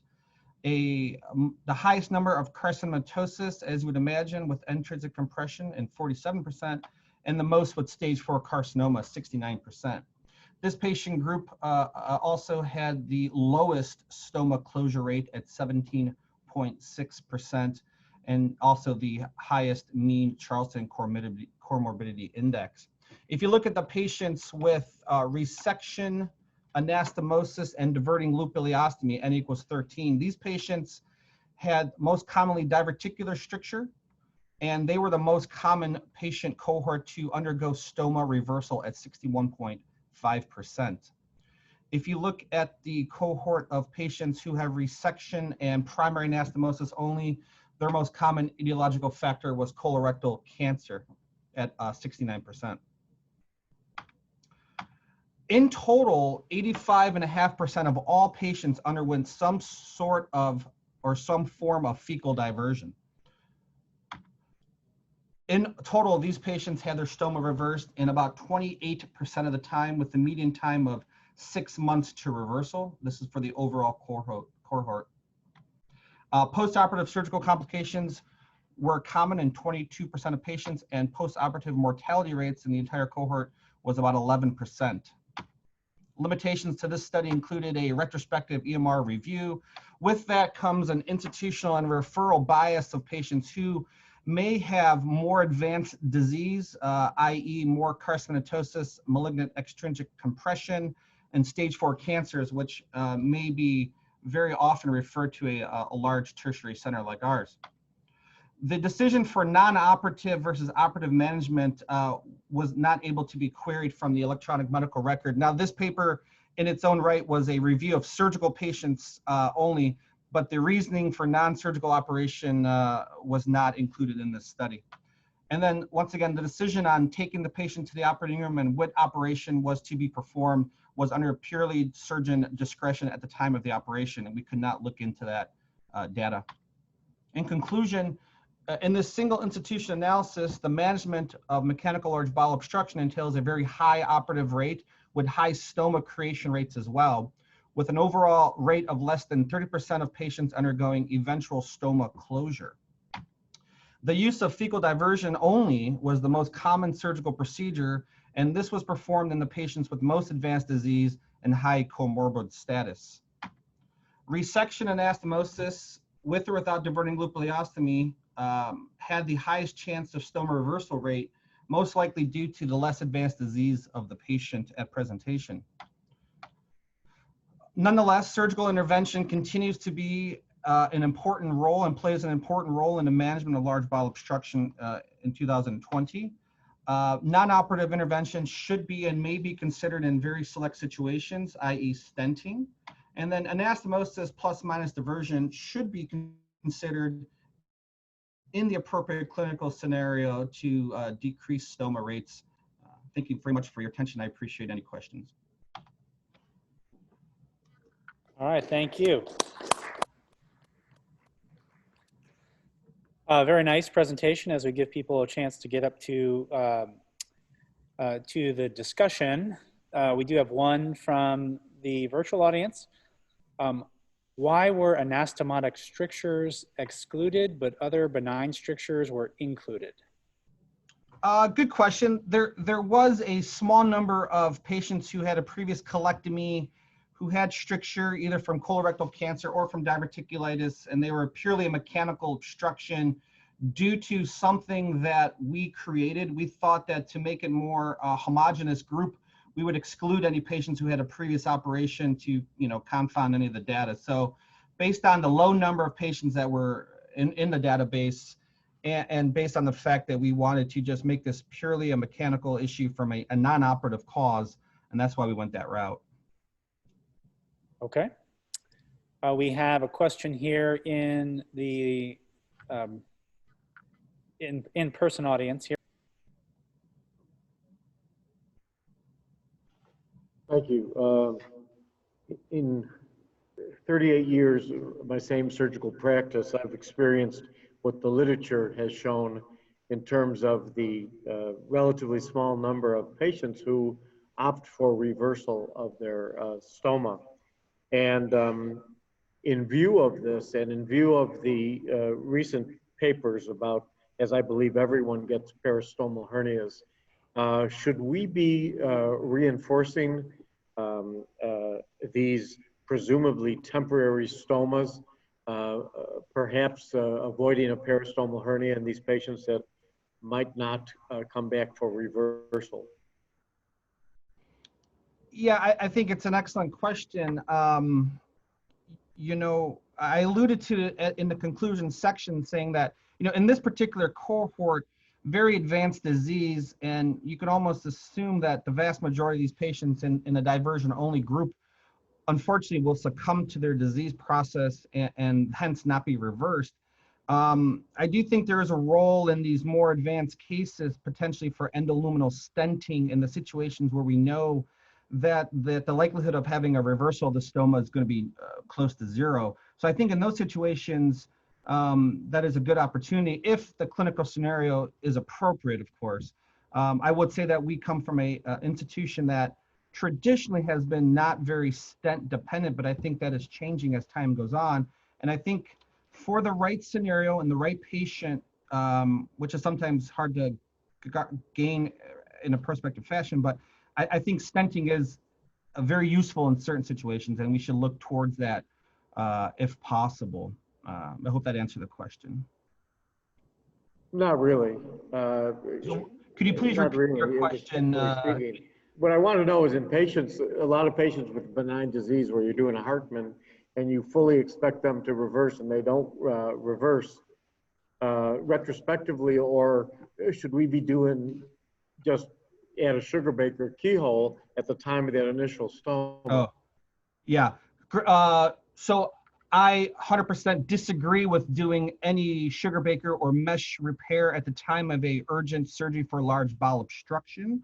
In general, diverticulitis patients, the trend for very hinchy 2, even 3, the trend in the literature lately has been towards primary anastomosis with anastomotic diversion with the loop-ileostomy. So I think the sheer number of Hartmann's procedures for just a good old-fashioned Hinchy 2 or 3 or 4 diverticulitis is much different than this patient cohort.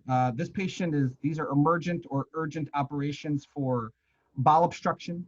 I don't think putting a mesh in that patient's abdomen is a good choice during these acute settings. And I think the same thing holds true for the acute sick diverticulitis perforated patient as well. I would not be a proponent for doing any sort of mesh repair at the time. I hope that answers the question. Thank you. Thanks. I may insert my own question here. Do you think if you simply looked at the group who you might term potentially reversible, instead of, obviously you have a lot of external compression and carcinomatosis, even radiation strictures, these are not likely patients who are going to get reversed medically. There's not a good reason. Do you think your reversal rate would show substantively higher if you were really looking at the group of patients that had the potential to successfully undergo a reversal? Thank you for the question. Good question. I think you're absolutely correct. I think those patients who don't have stage 4 disease and who don't have carcinomatosis are much more likely to be reversed. If they were a Hartmann's procedure for diverticular stricture, I think that chance is much higher. Now, as I alluded to, should we even be taking, if we could help it, those patients with stage 4 disease, should we be taking them to the operating room for diversion? Sometimes, it's retrospective. You look back and you say, you know what, we should have stented that patient instead of taking to the operating room. But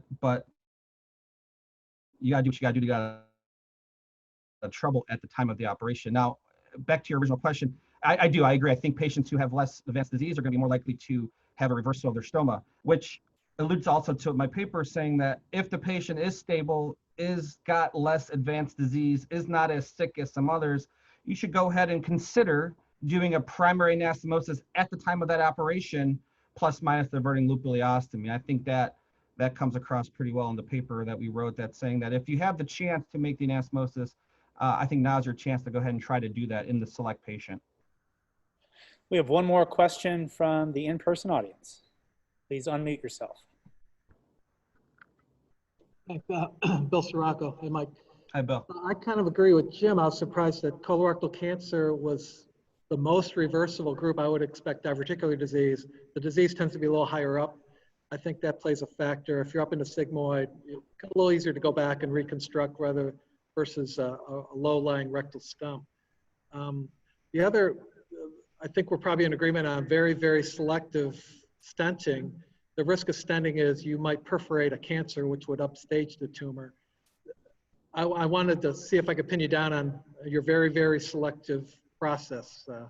Is that close to 0, or what are we talking about? So, process for stenting, Bill? Yes. Yeah, good question. I think I've been here 9 years. Over that time period, I think the use of stenting is variable depending on, here mostly it's gastroenterology who performs the stenting. So as you know, when you're on call and you get the case coming in, it kind of depends on who the interventional gastroenterology team member is, the stability of the patient. The number of stenting here is probably around 10 to 15% for these cases over the last few years. And I think, as you alluded to, there are some increasingly dangerous complications that have occurred and do occur in these patients. So I think our mentality has been more of a surgery first one here over the years. I think that's slowly changing. So a quick follow-up, are you calling in interventional GI, or is somebody else calling in them in first and you come behind? No, so the colorectal surgeons are for sure. It'll be a surgeon to gastroenterologist communication. So a lot of variables in there, but some to definitely consider. Yeah. Awesome. Thanks, Mike. You got it. Thank you. Thank you very much for your paper. Thank you very much. Thanks for the time. We will move on to our last presentation of the session. In the world as strange as it is, we have sent Dr. Hawasi out of this room into another room to present virtually to us. Dr. Abdulkar Hawasi is from St. John's Hospital and Medical Center And this presentation is entitled Lower Preoperative 48-Hour pH Score Associated with Reflux Resolution After Sleeve Gastrectomy. So welcome from down the hall, Dr. Awasli.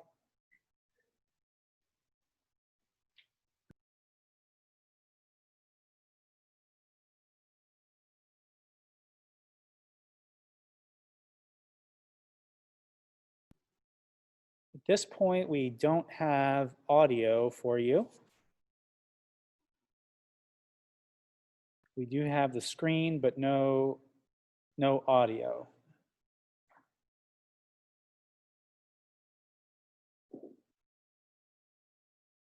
Since this is the last presentation, we'll simply continue on here and try and do our troubleshooting.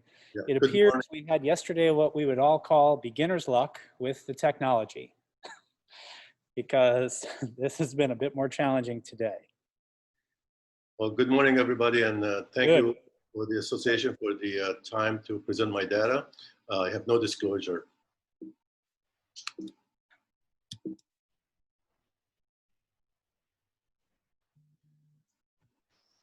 It's approximated 50% of patients who are morbidly obese have reflux. The current main surgical procedures offered for patients for morbid obesity are the Roux-en-Y gastric bypass and the sleeve gastrectomy. There has been conflicting results on the resolution and the effect of sleeve on reflux, where you can see data from resolution of 75% to persistence of reflux of 78%, with 22% of de novo reflux. It is known that weight loss is the main factor of managing reflux resolution, and predict who are the patients that can lose the weight and resolve the reflux with the sleeve gastrectomy. Then we can offer them the sleeve gastrectomy rather than present them with the Roux-en-Y gastric bypass as the only option for the management of reflux.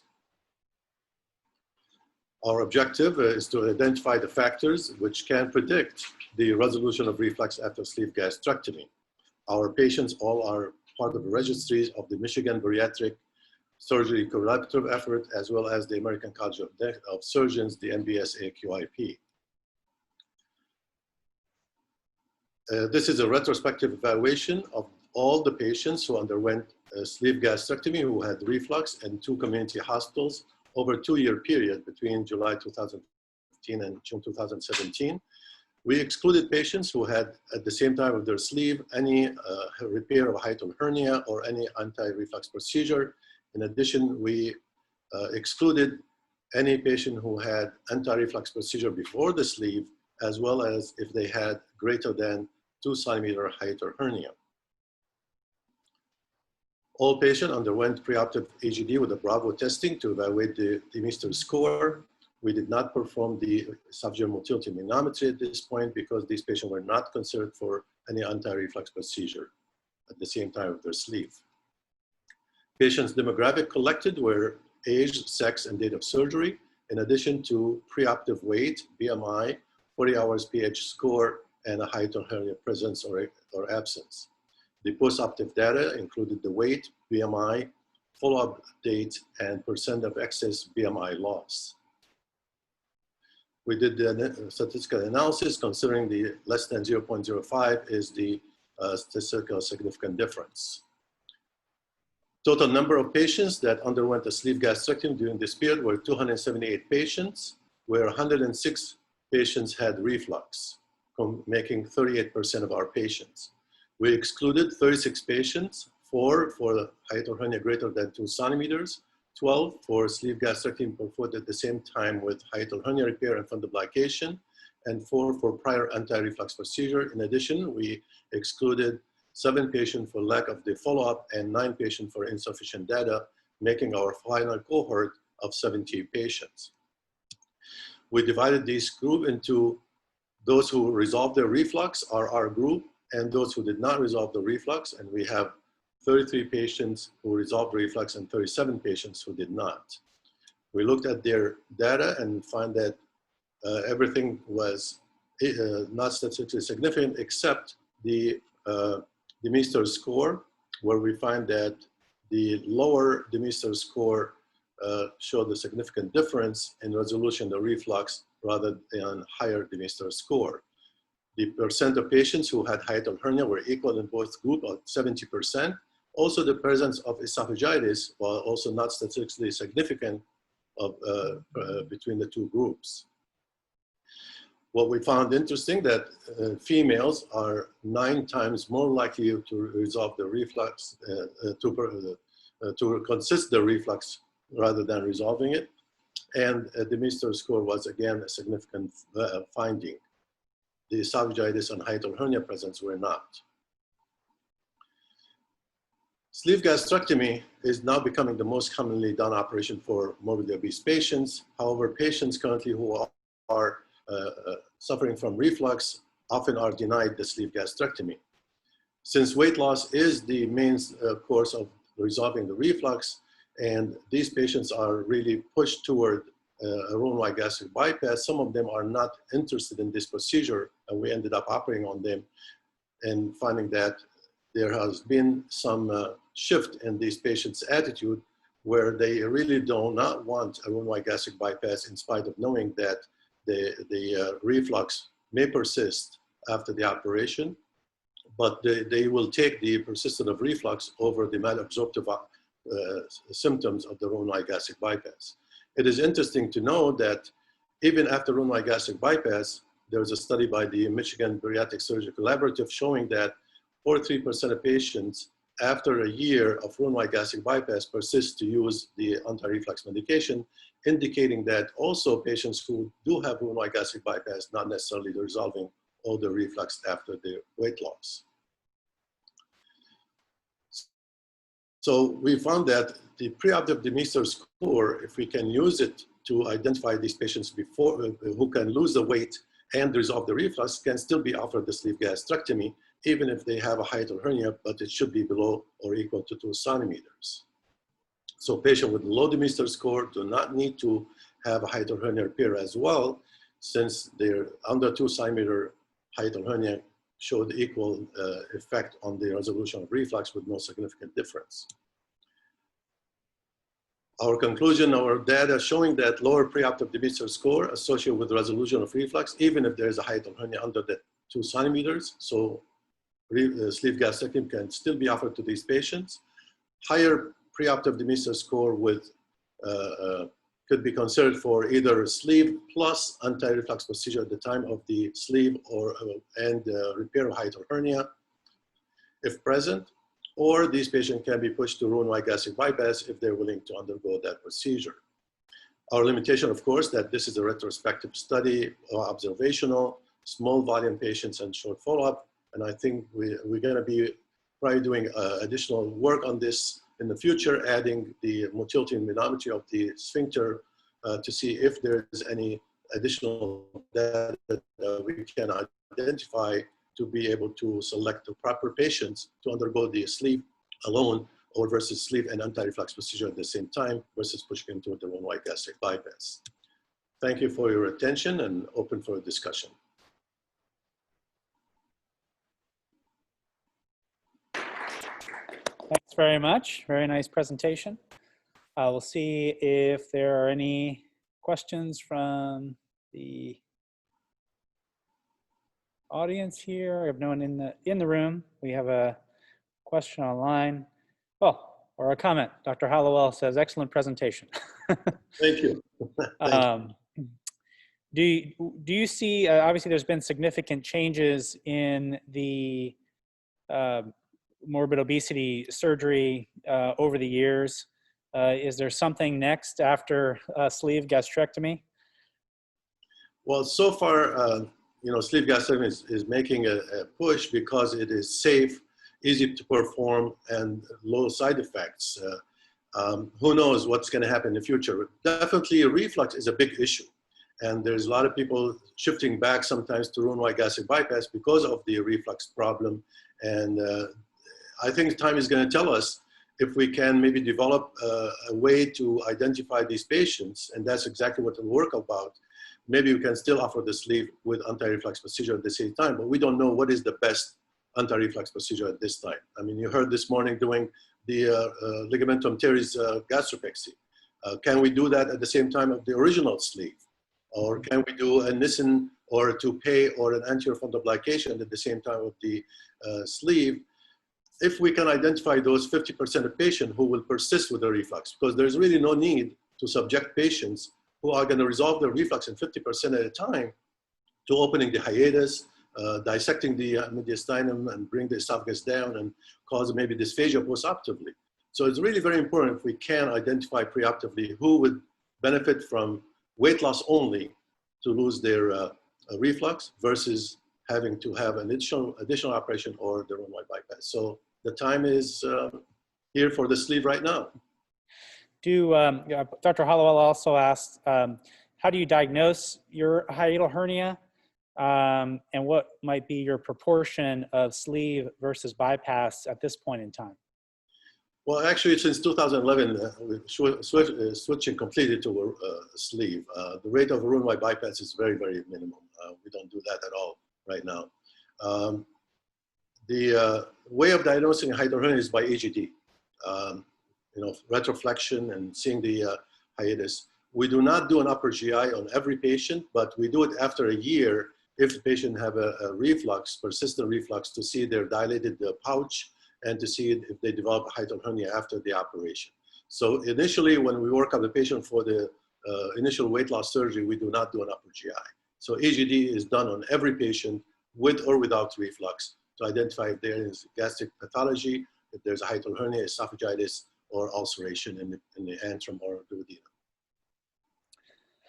Excellent. Well, thank you so much for your excellent presentation, and thank you to all the presenters today and yesterday. I believe this is the close of our scientific session. And I will take a 10-minute break, and then the Midwest Surgical Business Meeting will start right around 10:15. So stick around either in person or virtual. And we will also want comments from everyone afterwards as to how this went. Certainly this was a unique opportunity to do a combined meeting, and we certainly want to be better if nothing else, we offer some portion of virtual to attendees in the future. So thank you very much.